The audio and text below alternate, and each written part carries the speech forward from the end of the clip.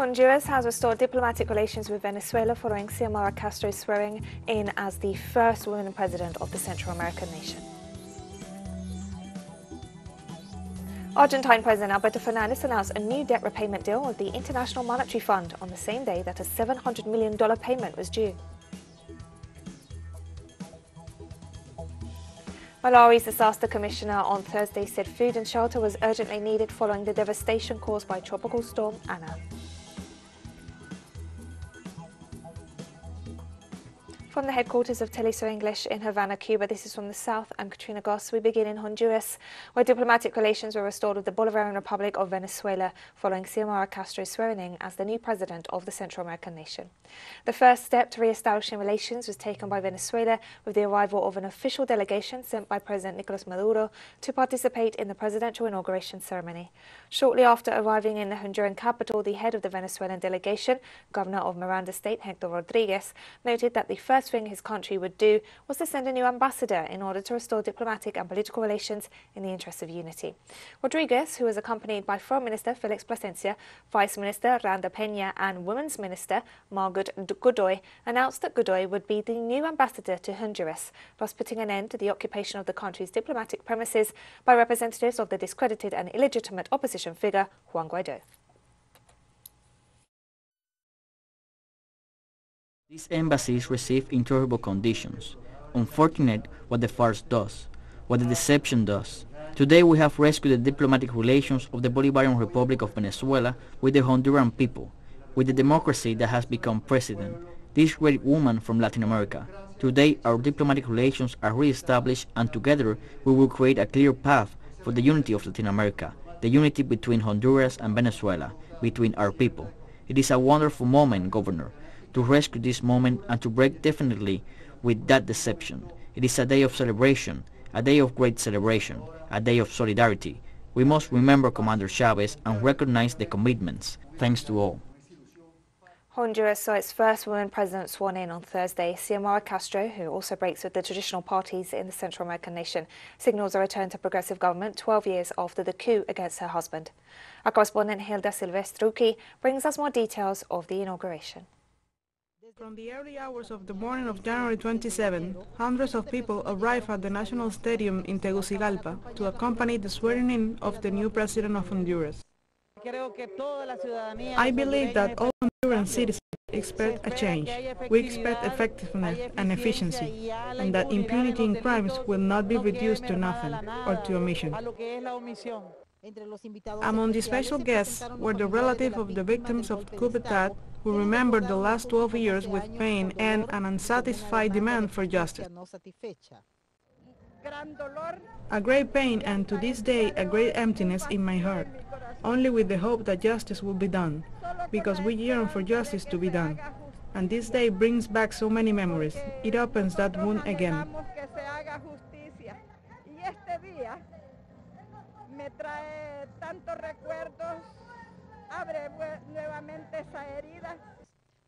The new president of Honduras was sworn in by a judge and accompanied by the president of the National Congress, recognized by the new government, Luis Redondo. I promise to be loyal to the Republic,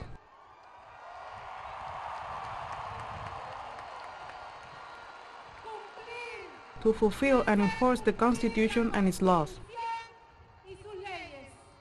In her speech, Xiomara Castro offered to fulfill her campaign promises and began by requesting the annulment of the employment and economic development zones, and with a proposal for free energy for low-consumption clients, as well as the cancellation of projects that put at risk strategic areas for the country's economy. Electricity will be free in your homes.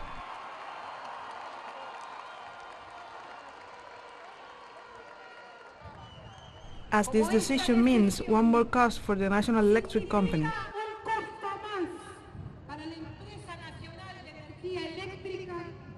High consumers will have to assume a price in their bill.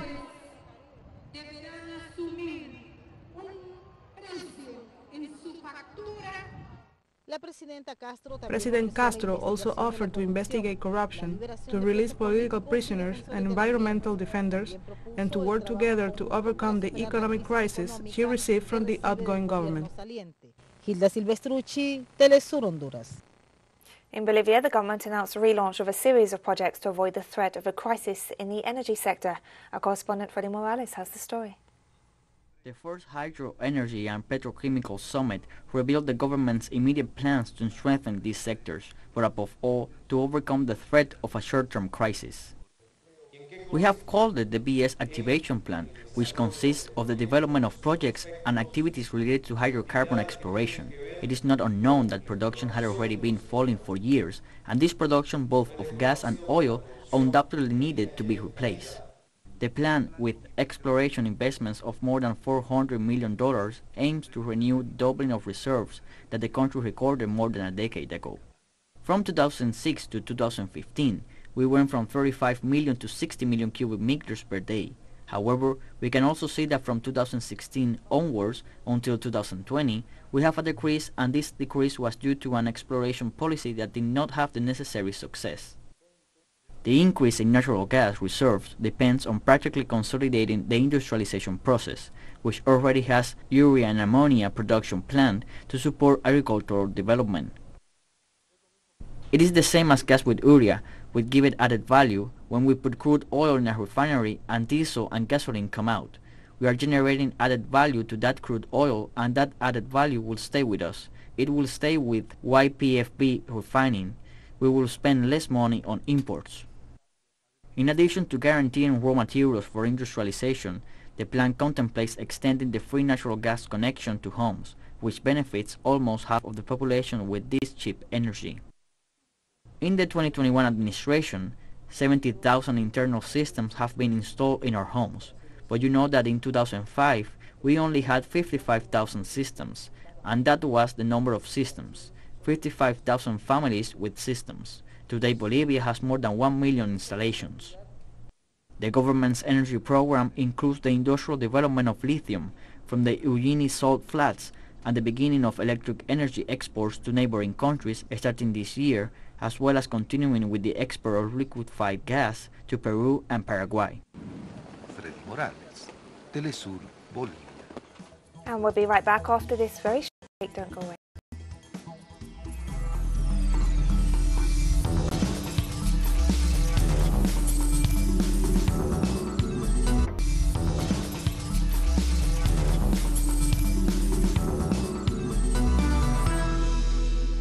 Welcome back to From the South.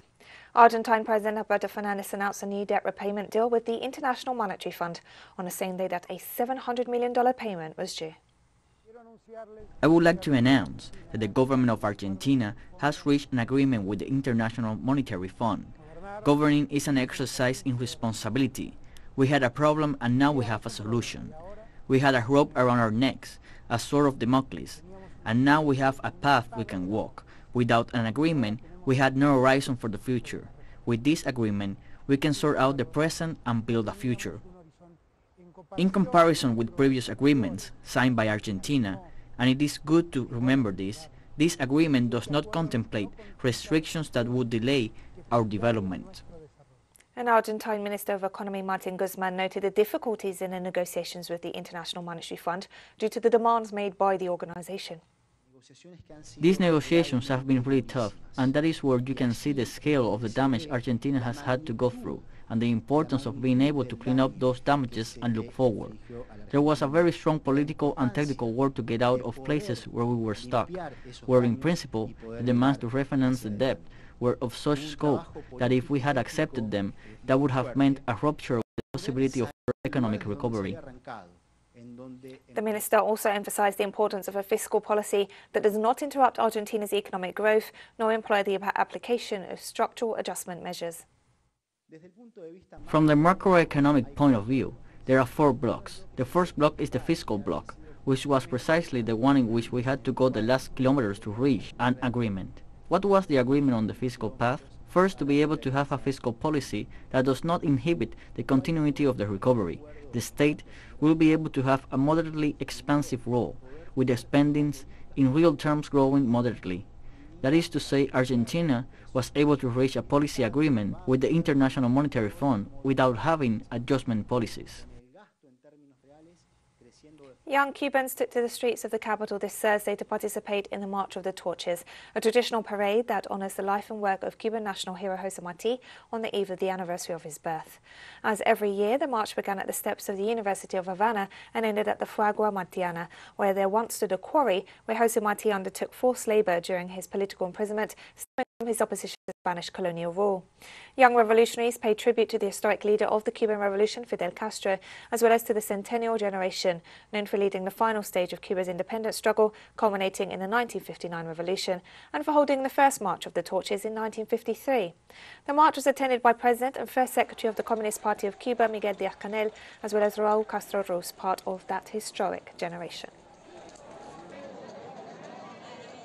To continue this revolution that began years ago. Despite the fact that the human thought keeps renewing itself, he never dies. Martí is a personality that represents all Cubans from those times. He always struggled for freedom, for equal rights, and we must recall his ideas in gratitude and for passing on to us all those values through his works and thoughts. It is very ample the way one can use Martí's thoughts. That's the patriotism we were talking about. That daily struggle, whether it is on the streets or on social media, expressing the reality of the Cuban thought or what defines our idiosyncrasy. This is the way we can put into practice Martí's thoughts. In a press conference, Russian Foreign Minister Sergei Lavrov stated Moscow doesn't want war but will not allow its interests to be ignored. If it depends on Russia, there will be no war. We do not want wars, but neither will we allow for our interests to be blatantly violated, for our interests to be ignored. The response from the US was almost an example of diplomatic propriety. The NATO one was so full of ideology and was reeking with North Atlantic Alliance's exceptionalism that I was a wee bit ashamed for the people who wrote these texts. And Ukrainian President Volodymyr Zelensky called on the West to avoid creating panic regarding a possible invasion by Russia. The feeling from the media is that we have a war. We have troops on the roads, we have mobilization. People are going somewhere. It does not. We do not need this panic. China reiterated on Friday that it opposed any form of official interaction between the United States and Taiwan after their vice presidents had an exchange at the inauguration of Honduras' new president on Thursday. Taiwan is just a province of China, so there is no so-called vice president for a province. China has always opposed any form of official interaction between the US and Taiwan. Lai Ching-te claims to be someone who works pragmatically for the Taiwan independence. He repeatedly made remarks on Taiwan independence and stubbornly adhered to the creed of Taiwan independence. The US should abide by the One China principle and the provisions of the three Sino-US joint communiques, take seriously China's position and concern, stop any form of official contact with Taiwan, and not send any wrong signal to the Taiwan independence forces. The Foreign Ministry also condemned a US order that bans telecommunications company China Unicom from operating in the US market based on national security concerns, stressing that it was an abuse of state power. The US once again revoked the permit of a Chinese company on the ground of national security, but without providing any specific or illegal behavior in the US. It is a blatant overstretching of the concept of national security and abusing of state power to suppress Chinese companies. This seriously undermines international trade rules and harms the rights and interests of global consumers, including those in the US. The Chinese government supports relevant businesses to safeguard their rights according to law and will continue to take necessary measures to resolutely protect their interests. And we have more stories coming up after this final short break. Stay with us.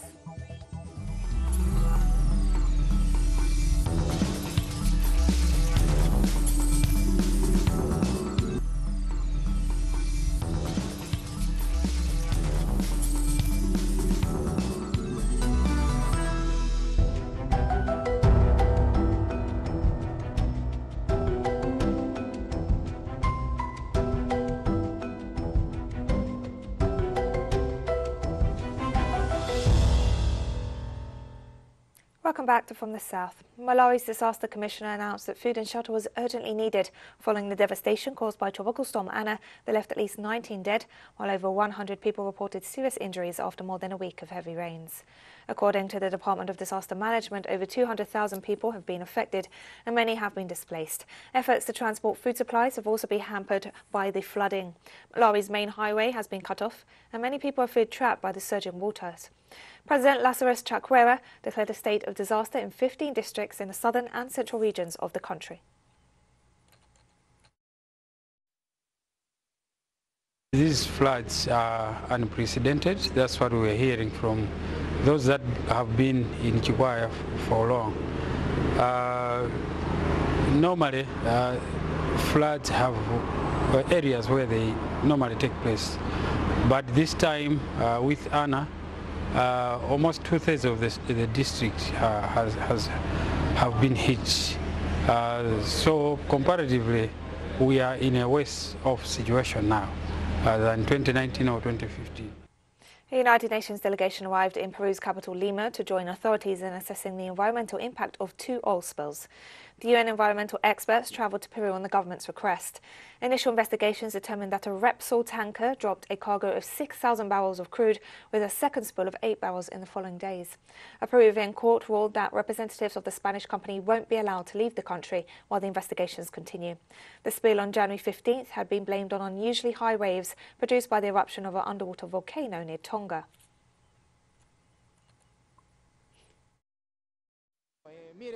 They are joining us and will be with us all day visiting all beaches to make consolidated actions. They will explain us a methodology. More importantly, there is environmental damage. We need to work to quantify the damage because we will file for a millionaire civil lawsuit in favor of the state. If it's possible, we will also go to international tribunals. The size of the damages to our beaches in Ventanilla and Santa Rosa district has surpassed the initial suspicion, which sets a standard to limit and punish, preventing them from leaving the country during the preliminary investigation. The 40th Forum of Ministers of Environment of the Latin America and Caribbean, hosted by Costa Rica, concluded this Friday after sessioning for 2 days to assess the triple global crisis of climate change. The purpose of the meeting was to strengthen multilateral environmental cooperation in the face of the triple planetary crisis of climate change, biodiversity loss and pollution in a region already heavily impacted by the consequences. The government of Costa Rica called on the countries of the region to accelerate the implementation of the United Nations 2030 agenda in order to find solutions to the climate crisis. The forum is currently promoting solutions to important regional challenges, the progressive closure of dump sites, the finance mechanisms for climate action and forest protection, the advancements of circularity and air quality monitoring, among others.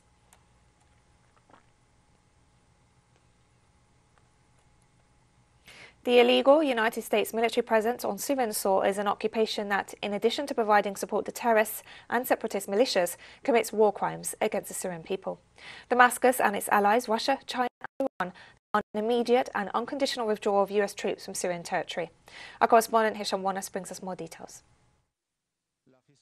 In addition to denouncing on Thursday, January 27th, that there is no legal justification for the U.S. presence on Syrian soil, the Military Prosecutor General's office affirmed that it has convincing evidence of U.S. sponsorship of Daesh terrorists and the separatist militia's divisive plan of the so-called Syrian Democratic Forces, and that such evidence allows to prove accusations against the U.S. administration, a position endorsed by China and Iran, countries that are demanding before the UN and its Security Council an end to the U.S. occupation of some parts of Syria. The United States did not obtain the approval of the Syrian Arab Republic for this presence, nor it is in a position of self-defense. Therefore, this presence violates the text of the 4th clause of the 2nd article of the United Nations Charter, and despite the anti-terrorist propaganda, the facts and documents prove the relationship between the U.S. and the Daesh terrorist organization. At the same time, Moscow called for an urgent meeting of the Security Council on recent developments in northeastern Syrian city of Haska. Moscow denounced that Washington orchestrated the escape of hundreds of Daesh terrorists from a prison under the control of the separatist militia, bombed the city and caused the displacement of thousands of its inhabitants under the pretext of pursuing the fugitive extremists. Syria and its allies condemned a new attempt to revive this terrorist entity to justify the illegal U.S. military presence in the area. The bombing and the fighting did not stop all night, and immediately at dawn we fled the house with our children. while the shooting continued, and we arrived at this center where we were sheltered and given food and gills to sleep on and everything we needed. We fled our homes fearing for the life of our children from the bombings and the fighting that caused us a state of panic and a shortage of food, water, and other basic needs, which endanger our life and life of our little children. Meanwhile, in spite of the denunciations of Damascus and its allies, the United States and its Kurdish Arab affiliates of the Syrian Democratic Forces, in a blatant violation of international law, the UN Charter of Principles and the sovereignty and independence of Syria, occupy under the argument of fighting Daesh almost 70% of the country's oil wells, remove its crude oil and agricultural crops, make its people suffer, and hinder any possible political solution to the crisis in Syria. teleSUR, Damascus, Syria. And we've come to the end of this news brief. Remember, you can find these and many other stories on our website at telesurenglish.net. You can also follow us on social media for all the latest news. We're on Facebook, Twitter, Instagram and Telegram. For teleSUR English, I'm Katrina Goss. Thank you for watching.